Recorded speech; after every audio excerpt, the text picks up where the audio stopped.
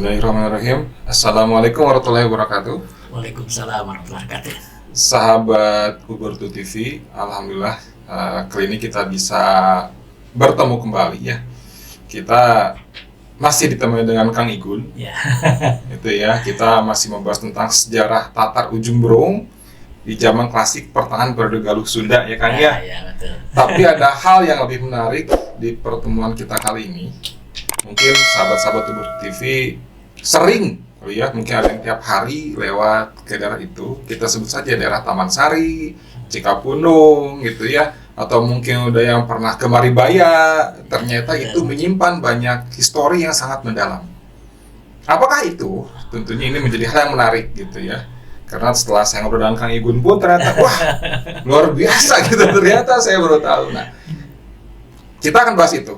Ya Kang ya? Gitu ya. Assalamualaikum Kang Igun. Waalaikumsalam. Nama Kang Igun. Alhamdulillah. Nah, Kang Igun berlanjut tentang Cikapundung nih Kang Igun ya, berlanjut dari yang sesi sebelumnya. Ada apa di Cikapundung, Taman Sari nih Kang gitu? Bukan ADC ya? Bukan ADC, oh bener ada apa dengan cinta ini? Ada apa dengan Cikapundung? Nah, film ADC ya? Ini sama ADC Kang? ADC juga ini, sama ya? Gitu. Sama Kang. Betul. Nah, ada apa Kang dari Cikapundung Kang? Ya, Cikapundung ini secara tata ruang adalah merupakan satu sungai strategis ya di Kota Bandung karena membelah bahkan hampir pusat-pusat vital di Kota Bandung sekarang adalah ada di sungai dasnya wilayah Cikapundung gitu ya. Jadi balai kota gitu ya, kemudian pusat kota, perguruan tinggi, itu pokoknya kawasan ekonomi itu ada di dasnya Cikapundung. Nah, itu sekarang. Nah, ternyata di zaman dulu pun ini luar biasa gitu ya. Oh, iya. Nah, kita akan ungkap sebetulnya ini sesuatu yang luar biasa, tetapi kita mungkin tidak banyak tahu ya. Padahal juga makna buat sekarang juga sangat strategis gitu ya. Nah, ini akan saya coba ungkap dalam bentuk slide saja supaya terstruktur gitu ya. Siap Kang. Nah, Cikapundung ya. Nah, ini karena saya di tata ruang, maka saya memandang bahwa Cikapundung ini adalah punya budaya. Oke. Punya budaya tata ruang. Artinya budaya itu punya satu konsep keteraturan gitu ya, logika ruang gitu. Jadi sesuatu yang memang budaya itulah keteraturannya atau konsep dasarnya lah istilahnya gitu ya, yang sudah mengakar dalam sejarah dan sebagainya gitu ya. Nah, ini budaya apa? Itu ternyata spirit konservasi ya kita akan lihat. Nah, ini saya coba itunya kan. Nah ini ya, jadi ada uga nih nanti ya. Bagaimana jika uga Cikapundung ya? Jadi uga itu sesuatu peribahasa Sunda gitu ya, yang menggambarkan kadang-kadang realita geografis, kira kita kalau sekitarnya, bahkan uga ini bisa sebut konsep ramalan juga gitu orang Sunda gitu ya. Ini keunikan lah orang Sunda ya. Uga Cikapundung gitu ya. Dan kalau kita superimposkan dengan artefak kesejarahan yang ada di zaman klasik ya, abad ke-11 sampai 14 yang terjadi di sekitarnya. Lalu kita baca dengan metode hamparan ya. Hamparan itu dengan metode tata ruang geografis gitu ya. Nah, ini kumaha sih gitu ya. Kita akan baca saja gitu bersama-sama gitu ya. Ya lanjut gitu ya. Nah, ini uganya ya. Uga Cikapundung itu menarik nih. Sunda Nanjung lamun nu pundung ti Bandung ka Cikapundung geus balik deui. Nah, ini menarik ya. Jadi saya buat tiga kata kunci ya. Yang satu Sunda Nanjung, pasti Sunda Nanjung ya. Itu pasti tentang kemajuan lah. Saya sederhananya Jawa Barat gitu ya. Jawa Barat itu kan akan lestari gitu, ya, sustainable gitu ya. Lamun anu pundung di Bandung ke Cikapundung geus balik deui. Nah, ini password ya. Password yang kita akan coba analisis berdasarkan superimpos dengan temuan-temuan artefak sejarah gitu ya. Sambil mengungkap uga ininya. Nah, kata kunci berikutnya adalah geus balik deui gitu. Nah, ini juga satu password di mana kita akan menelusurinya secara terbalik. Ya, artinya nupundung itu kan melawan arus gitu ya, melawan arus, kemudian geus balik deui itu kan berarti udah dua arah. Jadi pergi dan pulang gitu. Tapi ini sudah menunjukkan nama tempat ya Kang Nama tempat ya. Tapi betul. bukan berarti nama tempat Cikapundung yang sekarang dikenal Cikapundung ya Kang? Bukan ya Kang ya? Oke. Betul ya. Nah, nanti kita akan buka yang disebut dengan Cikapundung seperti apa. Tapi kita lihat dari uganya adalah saya yakin ini uga ini sudah memberikan satu petunjuk ya, artinya inspirasi lah, saya nyebutnya inspirasi yang secara analisis bisa kita pakai untuk nanti secara ilmiah gitu ya. Nah, kita kan dari akademisi, maka apapun yang ada dalam folklore, apapun apa yang ada dalam budaya itu akan kita masukkan dalam bentuk metode sehingga terjadilah satu rumusan konsep yang sifatnya ilmiah gitu ya. Nah, ini jadi kita mengambil dari uga gitu. Jadi ada 3 kata kunci Sunda Lanjung adalah ketika jawaban akan sustainable, akan lestari gitu ya.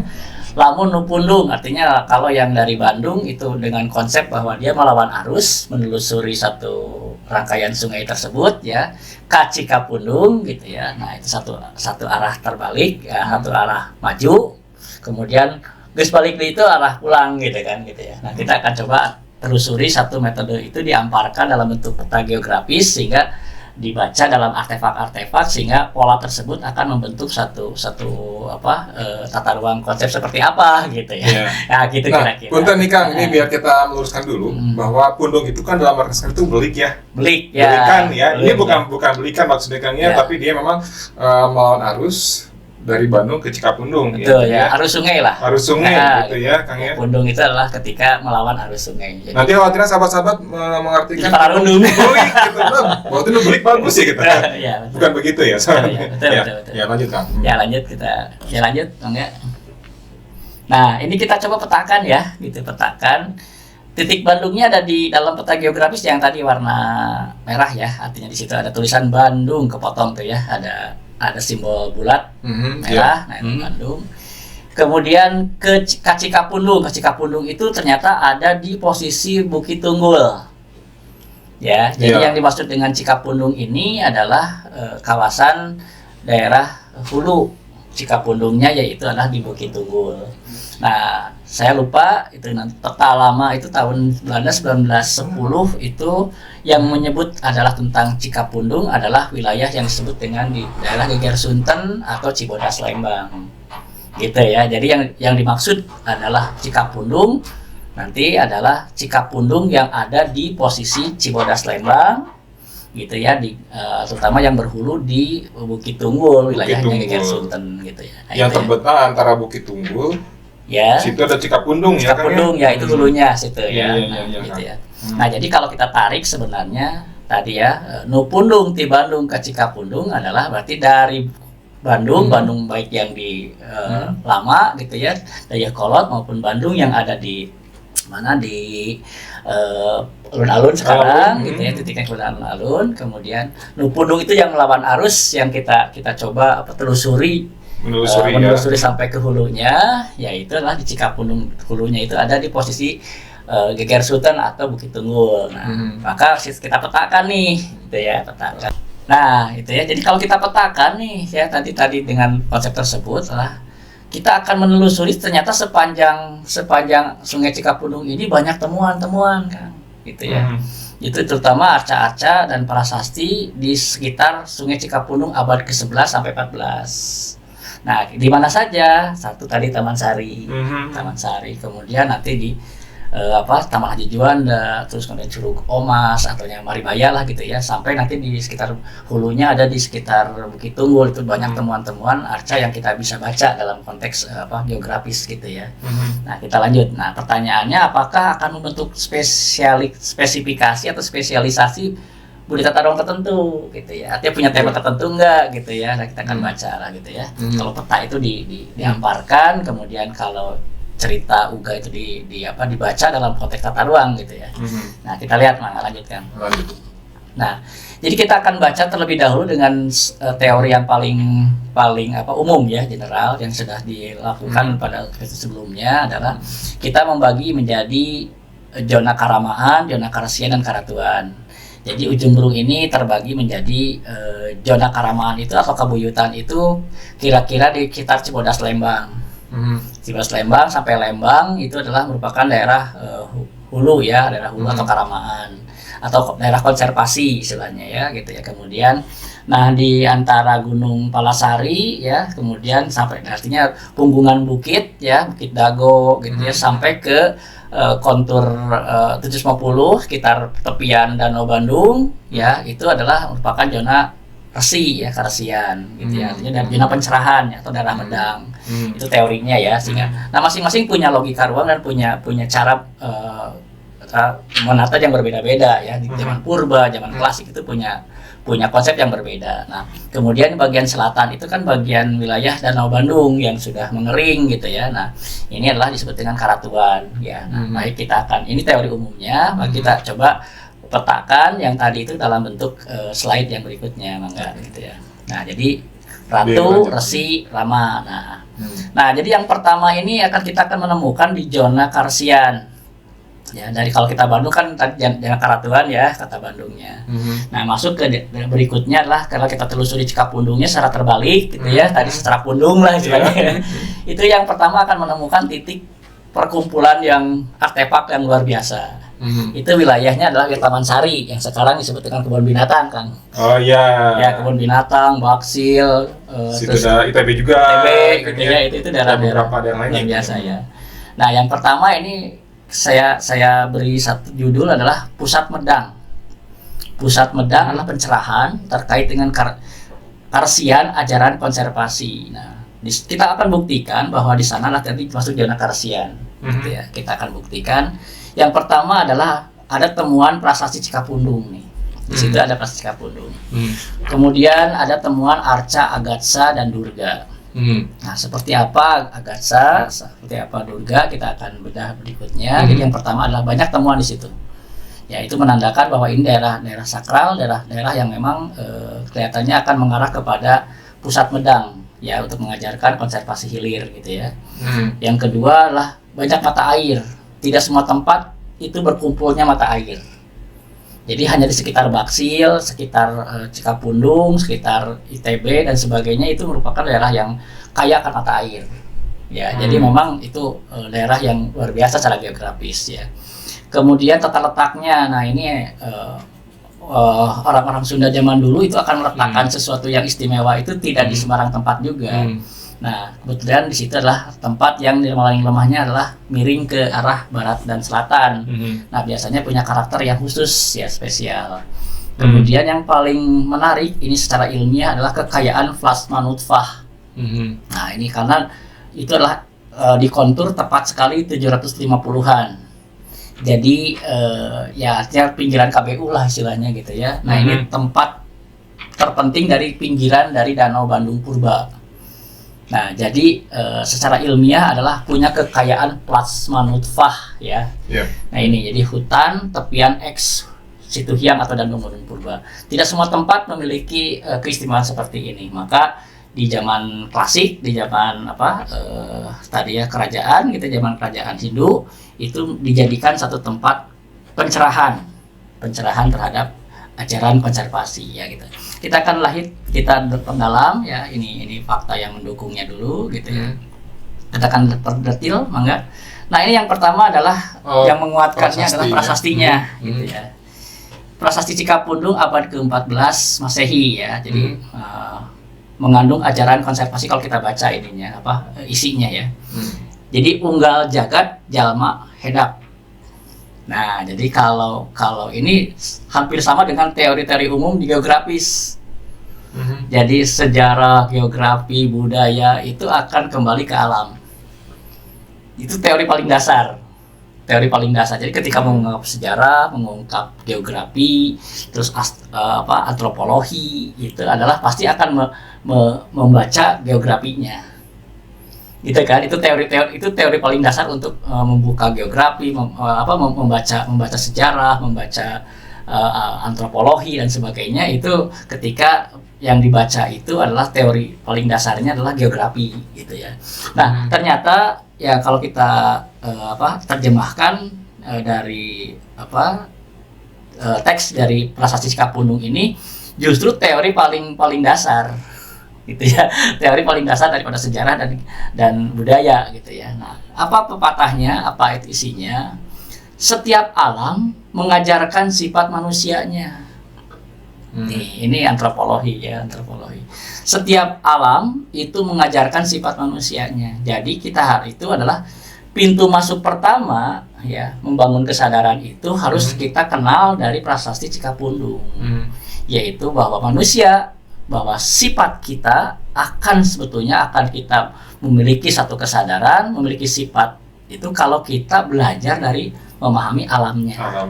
Nah, ini peringatan pertama. Makanya pintu masuk pertama adalah untuk mempelajari tentang Cikapundung, itu adalah terkait dengan tadi prasasti ini ya, yang mengajarkan bahwa setiap alam mengajarkan sifat manusianya. Kalau kita membaca alam, pasti kita akan mencintai alam. Kalau kita merespon alam yang keras, maka kita akan punya daya gigih. Kalau kita merespon alam itu ternyata indah, maka kita akan menjaga keindahan. Kalau alam itu ternyata adalah banyak mata airnya, ternyata kita akan melestarikan mata airnya. Seperti itu kira-kira. Ini adalah satu kata kunci pertama untuk mempelajari tentang Cikapundung. Jadi ternyata Uga itu sudah mulai membaca ya, ketika kita berjalan secara pundung nih, melawan arus dari bawah ke atas gitu ya, dari hilir ke hulu, itu kita akan menemukan satu petunjuk pertama adalah tentang prasasti Cikapundung. Yang acaranya luar biasa nih. Ya. Punten Kang. Berarti kita itu Uga itu. Kita Uga dulu Kang ya. Kita biar sama dulu nih Kang ya. Kita harus berarti kan kita menelaah Kang ya. Betul. Bukan sekedar kita berjalan menelusuri jalan Sungai Cikapundung, bukan ya Kang ya. Secara fisik mungkin bisa ke depan seperti itu, tapi secara prinsip adalah tadi kita harus belajar bukan hanya berjalan di sepanjang Cikapundungnya saja, tapi memaknai jalan itu. Memaknai proses apa yang terjadi di sepanjang Sungai Cikapundung ini secara arus. Yang pertama adalah dari hilir ke hulu. Kita pelajari dari hilir ke hulu, bukan hanya berjalan secara fisik, tapi juga maknai, identifikasi kesejarahannya, identifikasi maknanya, ada apa yang ditemukan. Sampai filosofi dipelajari Kang ya. Ya, enggak lanjut. Ini yang pertama ya. Jadi pertama luar biasa sekali ya. Jadi kalau kita menelusuri dari hilir ke hulu tentang Cikapundung adalah kita akan menemukan satu ungkapan seperti ini dari prasasti abad ke-14 ya. Ini seperti petunjuk pasurnya Kang ya. Iya, biasa ya gitu ya. Berikutnya kita akan mempelajari yang kedua. Kalau kita di Taman Sari, kebun binatang, itu zaman dulu waktu saya kecil sering pepotoan di sini, di arca ini. Ya zaman dulu, tapi saya temukan fotonya kemana gitu. Tapi saya sempat dulu waktu kecil sempat megang-megang arca-arca ini. Nah sekarang sudah tidak ada. Ini kemana gitu ya? Udah nggak ada ini? Udah nggak ada ya. Dulu gitu. Kan pas menemukan di kebun binatang itu? Ya, saya zaman dulu masih menyaksikan, bahkan bertanya-tanya zaman itu. Ya unik lah gitu ya. Jadi dulu sempat main di sana waktu kuliah kan, saya di sekitar Taman Sari ya gitu juga masih menemukan gitu ya. Masih menemukan arca-arca ini gitu ya. Tapi ya, dulu mah sebutnya hiasan saja gitu ya. Iya. Gitu ya. Nah, sekarang saya baca bahwa ternyata patungnya adalah arcanya lah Agatsa. Nah, ya pertanyaannya kenapa enggak siwanya, kenapa enggak yang lain-lainnya gitu ya. Nah, kita harus lihat kenapa menempatkan Agatsa di situ, Resi Agatsa ya, resi. Jadi, nah, yang kita sebut dengan Resi Agatsa ini adalah arca Agatsa ini adalah simbol dari resi penyebar ajaran. Oke. Nah, ya sudah kelihatan. Kelihatan ya. Jadi tadi prasasti itu sudah bertemakan bagaimana mengingatkan bahwa setiap manusia, harus mempelajari bahwa ya pesannya adalah setiap alam itu akan mengajarkan sifat manusianya. Kata kuncinya lah mengajarkan, ya kan, pencerahan. Terus kemudian arca Agatsa adalah akan identik dengan guru, resi. Ya, akan guru dengan resi, sehingga daerah tersebut adalah memang tempat pencerahan. Wah, pantes ya. Nah, makanya patungnya ini gitu ya. Nah, lalu di zaman Belanda kan dibangun Taman Sari namanya. Jadi istilah Taman Sari itu memang dari Belanda waktu itu dibuat. Tapi yang disebut dengan Taman Sari bukan kebun binatang, tapi adalah tadi tempat perlindungan plasma nutfah. Ya artinya di situ ada pencerahan, mengedukasi tentang tanaman dan juga lingkungan biotik dari tanaman di bawah tanah yang di bawahnya. Gitu ya. Nah, ini jadi memang itu tempat pencerahan. Jadi memang di zaman Belanda adalah tempat pencerahan ya. Nah, tempat pencerahan tempat belajar kan ya. Iya. Makanya di situ juga banyak perguruan tinggi. Iya. Ya kayak itu logika ruangnya ya. Jadi memang Agatsa ini memang pantas memang di situ ya. Ditaruh di situ memang ya lanjut ya. Apalagi kalau di ITB kan sekarang ada Ganesha gitu ya. Oh, itu dekat sekali dengan tanda petik adalah kaitan dengan pencerahan gitu. Nah, yang kedua adalah di kebun binatang ini ada Durga ya, arca Durga yang adalah simbol kekuatan. Di mana kita harus punya perjuangan, jangan menyerah, jangan punya sesuatu yang istilahnya apa ya. Jangan lemah ketika kita memperjuangkan kelestarian. Ini jadi simbol Durga adalah simbol pembela kebenaran, simbol yang boleh marah gitu ya, artinya biasanya kemarahan gitu tapi memperjuangkan kebenaran. Makanya di situ ada patung Agatsa yang mengajarkan bagaimana ajaran tentang konservasi. Durga di sini adalah untuk memberikan semangat, motivasi ya, kita harus keras. Kalau memang alam membutuhkan perlindungan, kita harus berani berjuang melakukan tindakan tadi ya, murka terhadap sesuatu yang merusak alam gitu istilahnya. Nah, kekuatan ini disimbolkan oleh Durga gitu ya. Nah, makanya patung Durga dan patung Agatsanya ditempatkan berdampingan gitu ya di kawasan tersebut gitu ya. Nah, sekarang adalah kebun binatang ya gitu. Sekarang masih ada kan? Nah, tidak ada sekarang. Tidak ada juga. Itu yang saya sayangkan gitu ya. Iya. Oke ya. Nah, ini abad ke-11 ya, abad ke-11 kita patung yang abad ke-11 gitu ya. Jadi ini masih zaman periodenya Sunda gitu ya. Jadi kita sudah kehilangan dua kunci nih Kang. Nah, ya. Jadi ada 3 kunci itu. Jadi tadi prasasti, yang kedua adalah Agatsa, itu sama yang ketiga Durga ya gitu. Ya. Itu tapi kawasannya baru satu, yaitu kawasan Taman Sari gitu ya, Taman Sari ya. Ya lanjut ya, kita lihat lanjut lagi. Nah. Ya. Nah, ini keberadaan mata air ya, mata air. Mata air Siliwangi, kemudian Cihamplas, kemudian itu kan mata air Siliwangi itu ada 4. Jadi sekitaran babakan Siliwangi itu ada 4 yang disebut dengan, kenapa disebut Siliwangi mungkin itu karena saking keramatnya ya gitu ya. Tapi saya melihat bahwa tidak semua tempat berhimpunnya suatu mata air. Jadi di sekitaran Baksin Siliwangi sampai Taman Sari ini adalah berhimpun banyak mata air. Contohnya yang paling besar salah satunya adalah zaman dulu adalah Cihamplas ya, Cihamplas. Jadi sampai dibuat kolam renang kan gitu ya. Zaman Belanda kan dibuat kolam renang. Jadi dulu kolam renang pertama itu justru di Cihamplas. Mata air Cihamplas itu luar biasa besarnya itu. Sekarang masih ada kan? Nah, ada ya. Masih ada sekarang. Ya. Tidak kan. Nah, ini luar biasa. Artinya memang tempat ini adalah tempat yang tidak punya logika sendiri lah. Tidak semua tempat itu lagi tadi plasma nutfahnya ada gitu ya. Plasma nutfah tepian Danau Bandung Purba, hutannya ada, mata airnya ada. Kemudian maka dilindungi oleh 2 pencerahan tadi ya. Agatsa dan Durga gitu. Iya. Gitu ya intinya. Oke ya, lanjut ya. Nah, ini ya. Ini babakan. Jadi mata airnya banyak lah hasilnya. Ya lanjut ya.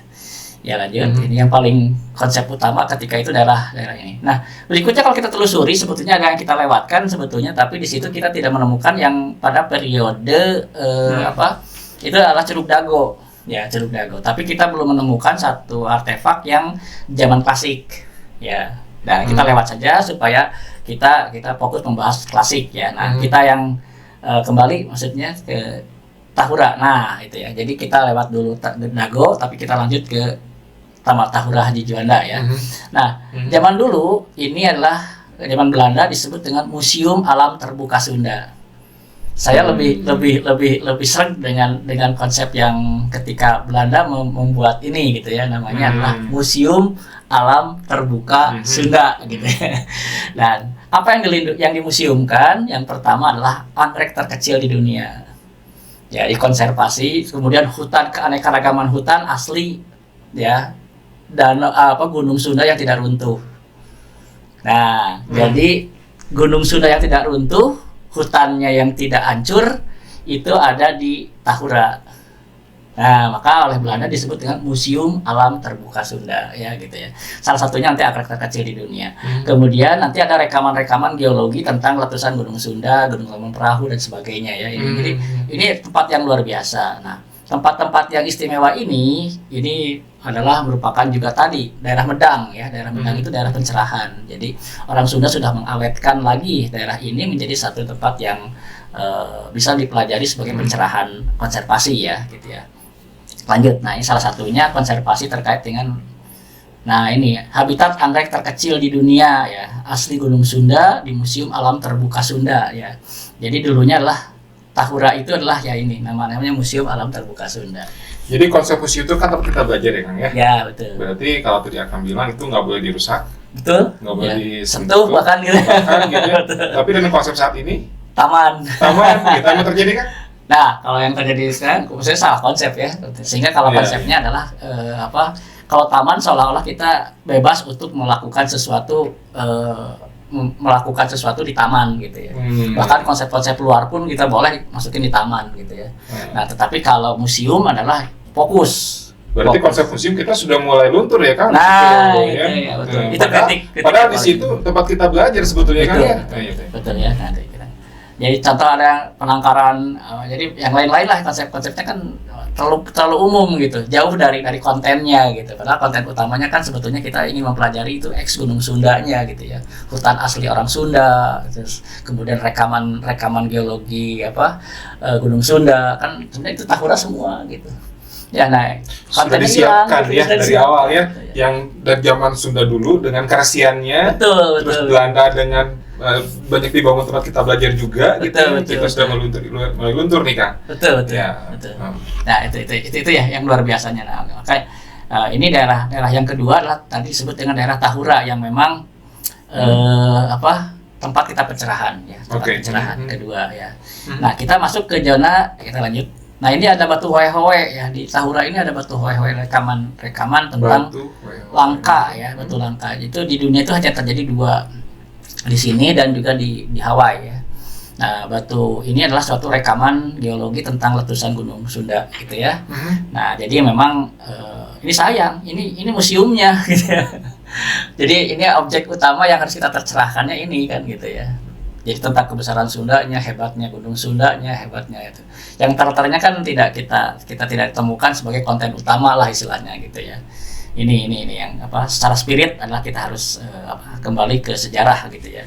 Ya lanjut ya. Sekali lagi bertanya dulu Kang. Enggak. Masih ada Kang batu hoe-hoe? Ada. Oh, ada di Tahura ini ada. Tapi untuk menemukan itu rasanya agak karena terselip oleh menu-menu yang lain sehingga karena bukan jadi konten utama sehingga agak jadi orang jadi lupa terhadap konten utama. Tapi kalau konsep museum kan yang utamanya dulu yang dipamerkan kan. Nah, untuk sahabat-sahabat TV misalkan mau tahu batu hoe itu kita bisa bertanya ke yang orang sana kan? Ada petunjuk tapi ya tadi ya. Kalau tidak itu tidak di highlight gitu ya. Oke. Ya, petunjuknya ada, jalannya ada, kemudian tetapi karena menunya terlalu banyak bahkan dipletkan gitu ya sehingga tidak konten-konten utama yang ini sudah terlihat gitu. Dari highlight, oke. Ya tidak ada highlight ya. Jadi nanti jalan saja ke sana, tanya saja tentang anggrek terkecil di dunia.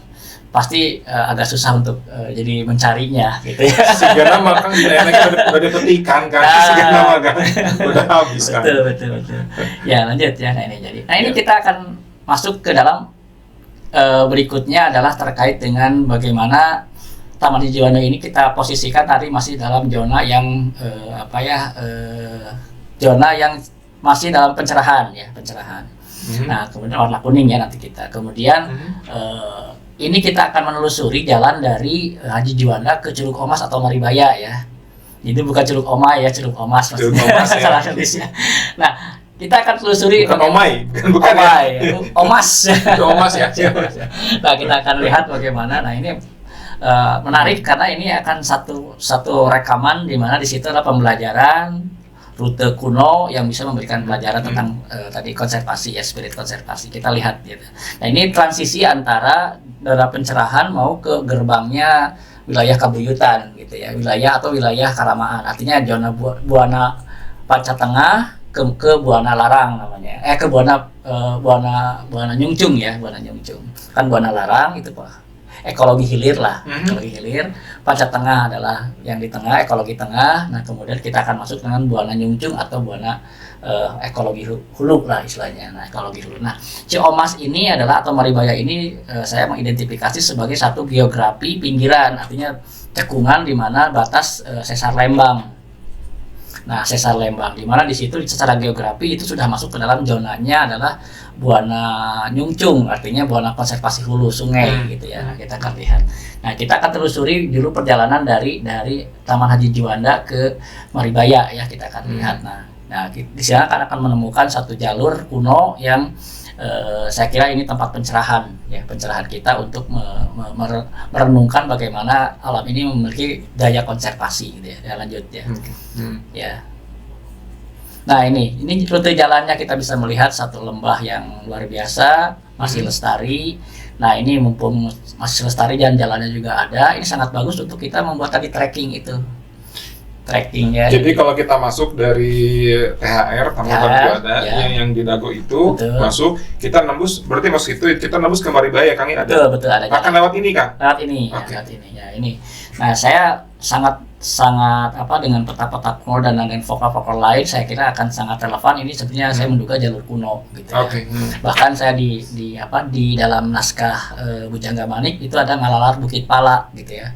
Nah saya sangat meyakini dan memang nanti dengan fakta-fakta dan terutama sebaran artefak jadi rute Bujangga Manik mungkin disebut ngalalar Bukit Pala itu melalui jalur Tahura ini gitu ya.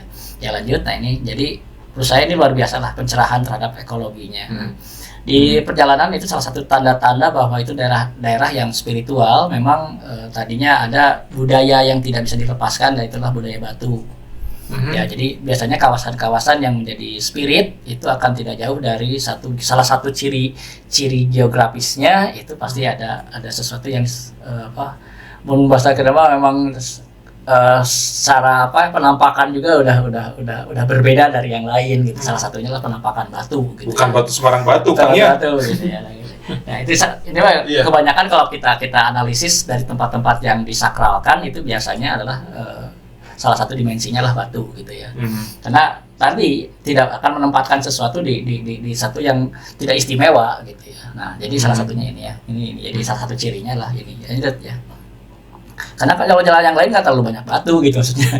Ya. Nah kita kembali ke Curug Omas. Nah ini menarik. Itu adalah posisi Nirmalaning lemah. Ya kalau orang Sunda mengatakan bahwa inilah bulan purnama. Jadi sesuatu yang biasanya sangat istimewa ketika dua sungai itu adalah jadi istimewa. Atau bahkan menyebut adalah konsep nusa. Konsep nusa itu adalah di tikar air gitu ya. Jadi kayak pulau gitu. Nah ini biasanya tempat luar biasa dan ini tepat di lereng tadi ya sesar Lembangnya ini. Sesar Lembangnya artinya pertemuan antara Buana Nyungcung dengan Buana Paca Tengahnya. Jadi ini adalah secara geografis adalah masuk ke zona Lembang yang kalau yang atasnya, yang di bawahnya adalah zona sudah mulai Dago gitu kira-kira. Nah kalau Dago itu masuk Buana Paca Tengah atau Karsian atau tadi pencerahan. Kalau secara geografi kalau dari Maribaya ke utara dan ke arah timurnya itu sudah masuk ke dalam zona X dari kaldera. Jadi X dari kawah gitu, kawah Gunung Sunda. Jadi sudah beda geografis ini.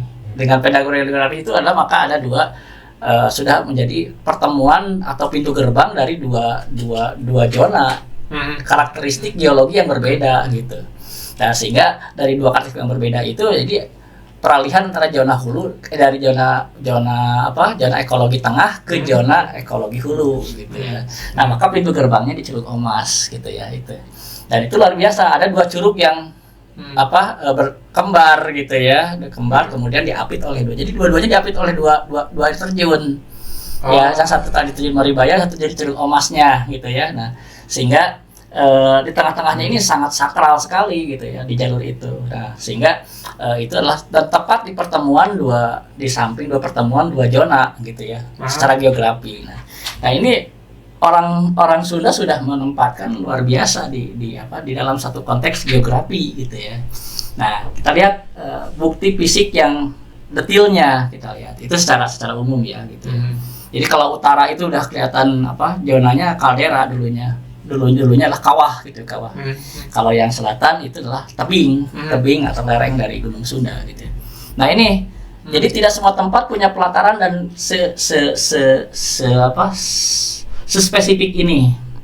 Ya. Ini biasanya tempat-tempat tadi ya suci gitu ya, tempat-tempat suci.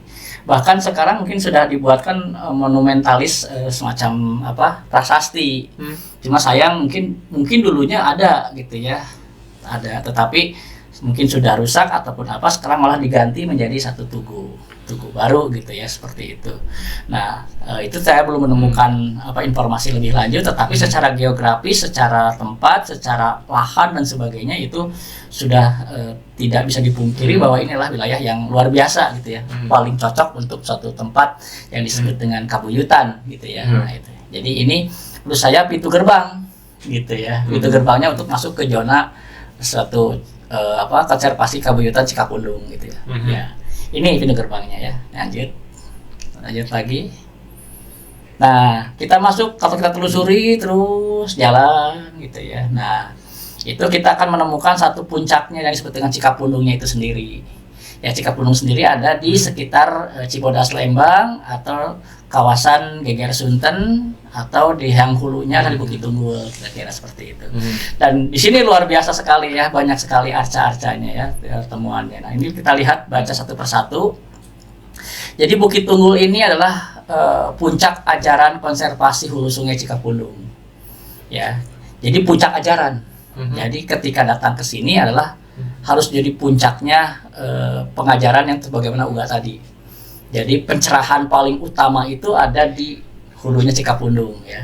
Nah, jadi ketika kita ngikuti Ratu Resi Rama gitu ya, atau dari kota masuk ke zonanya tadi Taman Sari, masuk ke Tahura, kemudian Ciomas, kemudian terakhir lah puncaknya di sini ya, di Karamaannya atau Kabuyutannya ada di Cibodas gitu ya, hulu Cikapundung itu. Cibodas Lembang ya. Lembang ya. Nah, ini buyut, kemudian kita akan mendapatkan puncak dari kesadaran. Puncak kesadaran. Nah, kita lihat arca-arca atau temuan-temuan sejarah yang menjelaskan itu ya. Nah, yang pertama adalah mengarah pada pencerahan utama adalah Punden Berundak Babalongan. Ini warisan zaman purba ya. Jadi manusia purba sudah membuat satu undakan-undakan Babalongan. Jadi kalau punden berundak di tempat lain itu batu yang ditumpuk ke atas. Itu ya. Nah, kalau di wilayah konservasi punden berundaknya kolam yang diundak ke atas. Kolam air, kolam yang untuk menangkap menyerap air atau menampung air diundak ke atas gitu. Nah, ini terjadi di puncak yang namanya adalah Bukit Tunggul. Nah, ini hasil daripada manusia purba. Ya, jadi memang sudah mencerahkan kita bahwa manusia purba sendiri sudah melakukan sebuah penyelamatan konservasi hulu dengan namanya Punden Berundak Babalongan. Nah, bagi yang selanjutnya ini pencerahan bahwa orang purba saja sudah melestarikan, dilanjutkan. Nah, maka orang-orang klasik, orang-orang yang di luar manusia purba, artinya yang sudah di zamannya kerajaan lah istilahnya gitu ya, juga menetapkan ini sebagai satu wilayah konservasi. Nah, salah satunya lah di sini ada berikutnya ada disebut dengan Ganesha. Nah, jadi arca Ganesha ini adalah arca puncak dari pengetahuan. Nah, berikut juga Ganesha adalah sang penjaga. Ganesha itu sang penjaga. Nah, jadi memang wajar ketika diletakkan ya arca Ganesha ini diletakkan justru di posisi Gunung Bukit Tunggul, hulu Cikapundung. Dia adalah puncak dari kesadaran, puncak dari pengetahuan tentang konservasi alam, itulah puncaknya ada di Dewa Ganesha. Dan itu penegasan bahwa sayalah sang penjaga, sayalah adalah yang penjaga dari satu, dan berani melakukan tadi memanfaatkan, artinya menggunakan kekuatannya Durga itu dengan karena yang actionnya bukan di Durganya, tapi actionnya ada di Ganesanya. Ganesa ini adalah penjaga pengetahuan, jadi dewa pengetahuan, dan dewa juga adalah dewa penjaga. Jadi diletakkanlah di puncaknya gitu ya. Kemudian dan di zaman dulu juga sama, di sekitar Geger Sunten ini di abad ke-6 ada penetapan prasasti Geger Sunten. Itu folklornya banyak, folklor Tahan Jawang Taruma, kemudian cerita Sangkuriang dan sebagainya, itu ada itu ya. Nanti Geger Sunten, kemudian nah di itu arca Polinesia. Jadi arca-arca yang banyak tentang arca-arca itu ada di sekitar Pangli ya, Kampung Pangli. Nah, ini adalah jadi untuk mengkonservasi wilayah hutan untuk keberadaan air ya, gitu ya. Dan luar biasanya lagi adalah di situ ada batu lonceng ya, ada batu lonceng. Nah, ini tentang sesar lembang mitigasi gitu ya. Nah, maka dengan demikian dibuatlah sebuah, termasuk juga ini ada tuh lembang atau lawuk, itu tempat genangan. Jadi secara toponim pun disebut dengan lembang atau lawuk, yang salah satunya adalah di berujung di Cibodas gitu ya. Nah, itu disebut dengan daerah genangan, daerah untuk menyerapkan air, menampung air. Jadi memang ini adalah wilayah-wilayah yang secara toponomi adalah kita harus tercerahkan, puncak kelestarian itu dari sini. Maka kalau kita jalan dari bawah sampai ke atas, gitu, dari hilir sampai ke hulu, kita akan sebenarnya sedang belajar, sedang mencari sejarah dan belajar tentang bagaimana orang-orang dulu mengkonservasi daerah ini, gitu ya. Nah, ini ya.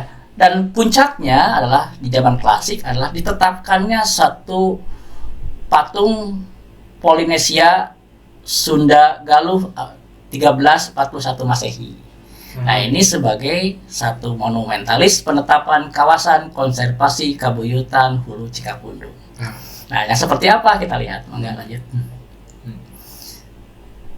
Nah, oke. Istilah Cikapundung Kabuyutan dulu. Nah, dari mana kita?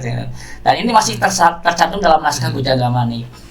Ngalalar Bukit Pala sadatang ka Kabuyutan. Bujangga atau Bujangga kan? Ya, Bujangga. Bujangga. Ya. Ya, Bujangga Manik ya, Bujangga Manik ya. Jadi bujangan.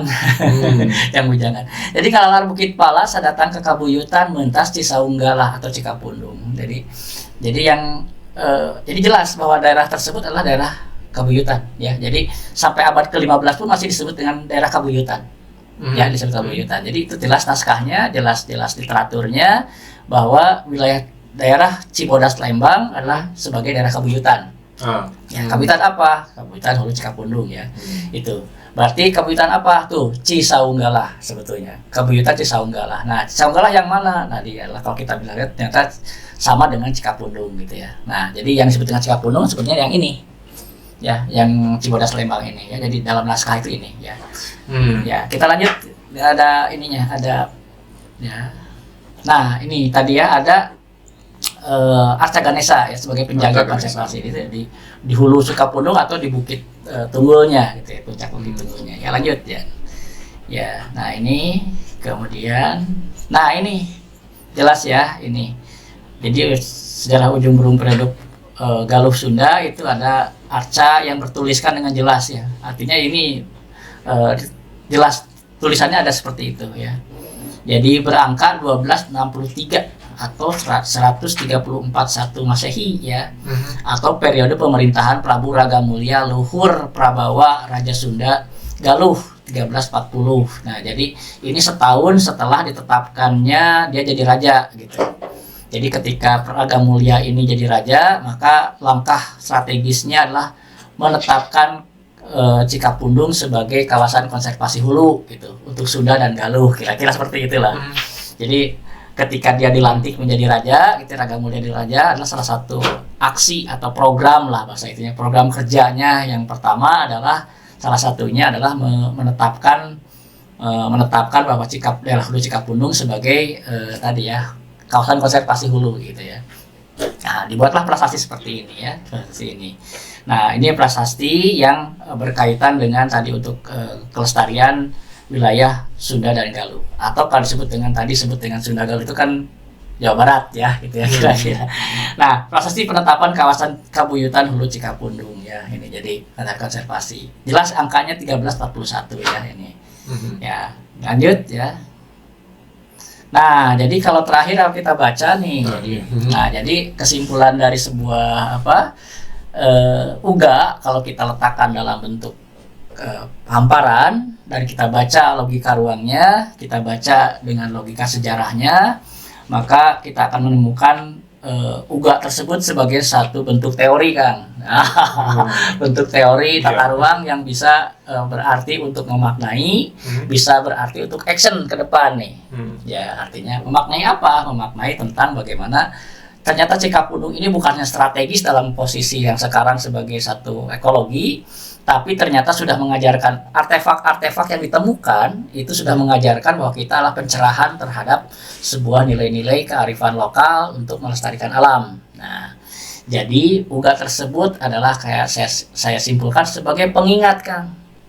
Jadi tadi Sunda Nanjung lamun nu pundung ti Bandung geus ka Cikapundung geus balik deui ya. Itu kalau kita simpulkan adalah uga ini adalah pengingat dan pembangkit kesadaran warga Bandung. Betul ya. Nah, itu untuk mengingatkan orang Bandung sekarang gitu ya. Dibuatnya zaman dulu tapi ternyata untuk mengingatkan Bandung yang sekarang gitu ya. Itu kesimpulan pertama.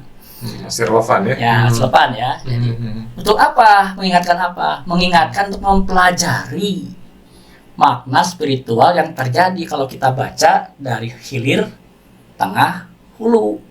Kalau kita pelajari dari hilir, tengah, hulu, kita akan belajar secara terbalik proses bagaimana terjadinya lahan-lahan konservasi.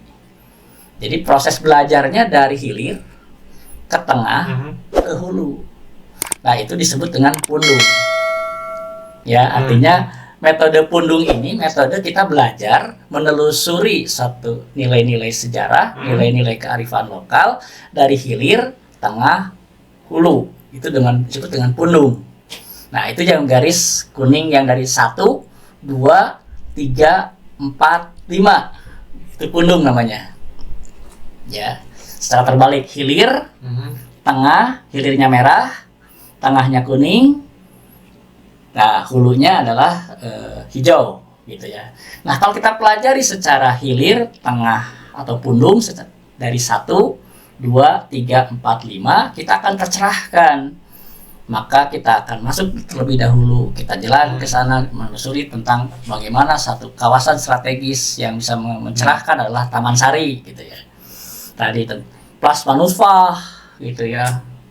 Mata air dan sebagainya, ya, arca dan sebagainya, hutan, bahkan Baksil sekarang jadi hutan internasional dan sebagainya, kan luar biasa kan sebenarnya. Bahkan perguruan tinggi ada di situ kan sebagainya. Bahkan Jalan Ganesha, luar biasa lah gitu ya.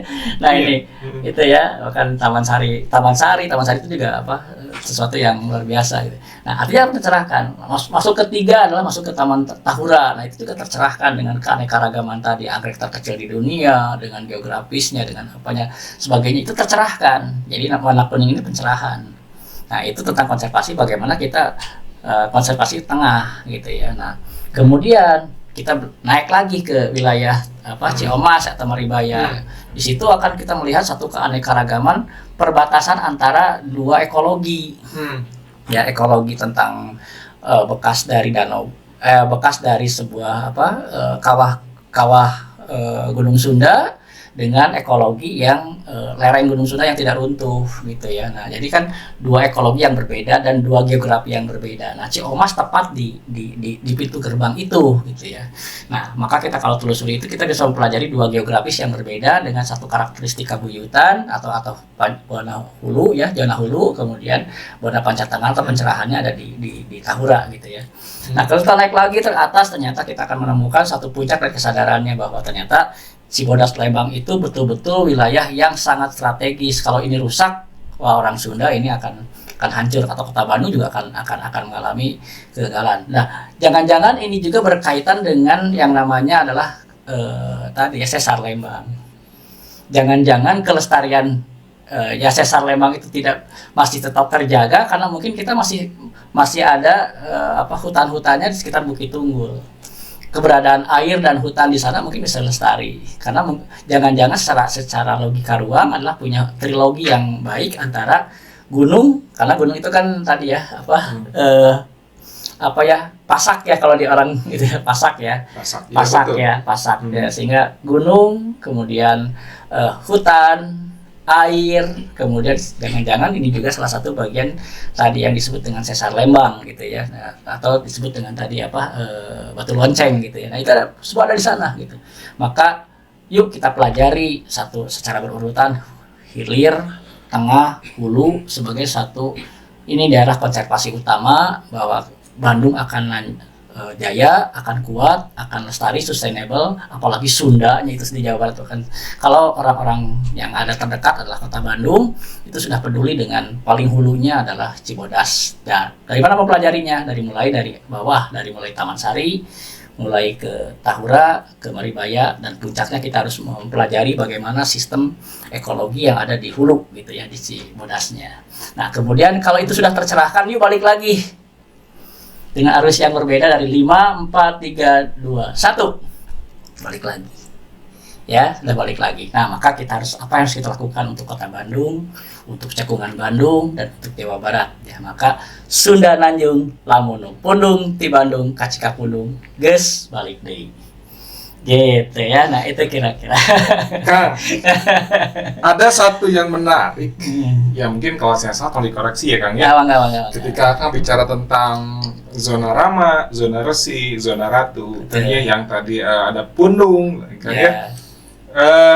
Saya melihat begini Kang. Ketika ada sebuah permasalahan, itu timbulnya banyak di zona Ratu, di perkotaan. Betul, perkotaan. Gitu Kang ya. Ketika itu permasalahan, yuk kita menelusuri ke zona Resi untuk belajar. Betul. Betul. Lalu setelah kita mempelajari itu ke lebih tinggi, nyampe ke zona Rama, kesadaran. Betul. Setelah sampai ilmunya itu sok dipelake di Bandung gitu ilmunya didapatkan. Mungkin begitu Kang? Betul. Ya, betul. Karena jadi tidak hanya berjalan menyusuri Cikapundung saja Kang ya. Menjiwai maknanya. Menjiwai maknanya ya. Gitu. Ya. Ekologi hulu, tengah, hilir ya. Hilir, tengah, hulu gitu ya. Karena bagi orang Sunda, manusia itu hanya punya hak di zona hilir. Jadi orang Sunda itu sudah menempatkan manusia itu hanya punya hak di wilayah hilir. Artinya, jadi kita hanya punya hak di yang warna merah tadi, di hilir saja. Tengah, nah yang tengah ini bukan lagi hak manusia. Orang Sunda menyebutnya ini adalah hak dari suatu adat. Jadi tingkatan orang Sunda ini adalah hak manusia atau budidaya lah istilahnya, itu hanya terjadi di hilir. Tengah itu bukan lagi hak manusia, bukan sepenuhnya hak manusia, tapi itu hak adat. Maka hak adat itu hak budaya. Nah, salah satunya adalah budaya pengajaran. Makanya di situ ada keresian, ada apa-apa. Jadi bukan lagi hak manusia. Manusia tidak punya hak di situ. Tapi bagaimana satu budaya orang Sunda untuk mengajarkan, untuk dan sebagainya. Jadi untuk kepentingan publik bersama. Bukan lagi individu-individu yang egois, tapi sudah masuk dalam zona yang istilahnya ini kita udah tidak punya hak apapun. Jadi sudah dibatasi. Di sana adalah untuk kita harus sudah mulai sudah punya melebur dan tidak punya hak untuk kebersamaan. Nah, kemudian masuk ke zona hulu yang disebut dengan Buana Jungjung, manusia benar-benar tidak punya hak. Ya, bahkan budaya pun tidak punya hak.